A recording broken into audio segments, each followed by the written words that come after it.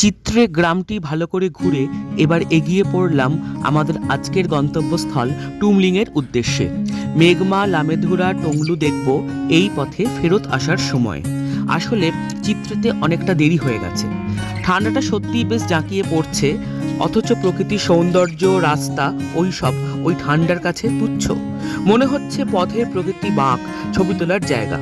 তাই মনের ক্যামেরায় সব ছবি ধরে রাখার চেষ্টা করছি আমাদের নিজেদের মতন করে। হোমস্টে পৌঁছে ঘরে ঢুকে একটু রেস্ট। দারুণ সাজানো হোমস্টে, খুব সুন্দর ঘরগুলো। কিন্তু আমাদের খিদে পেয়েছে প্রচণ্ড। গরম গরম ভাত, ডাল, পাঁপড় ভাজা, স্যালাড, ফুলকপি আলুর তরকারি এবং ডিমের কারি, সঙ্গে ঘরে তৈরি অফুরন্ত ঘি। খাওয়া শেষে যে যার ঘরে গিয়ে নিল একটু বিশ্রাম।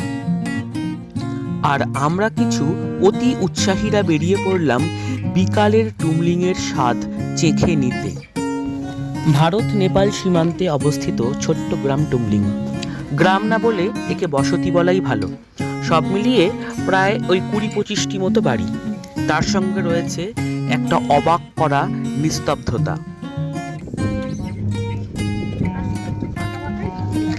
ভালো ঠান্ডা, সকালবেলাও একটু ঠান্ডা লাগে।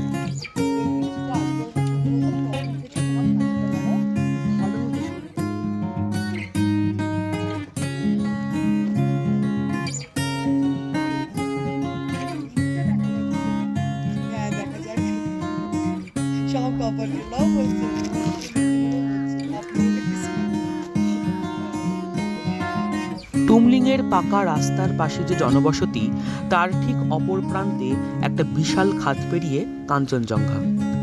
একেবারেই দেখতে পাইনি তা নয়, তবে সে দেখায় মন ভরেনি, যদিও রোমাঞ্চ লেগেছে প্রতিবারই। বিকালের পড়ে আসা আলোয় কাঞ্চনজঙ্ঘা হতে এভারেস্ট ছুঁয়ে রাতের আঁধার নিচের জঙ্গলে ঘনিয়ে আসে, আর আসে ঠান্ডা বাতাসের শিরশিরানি।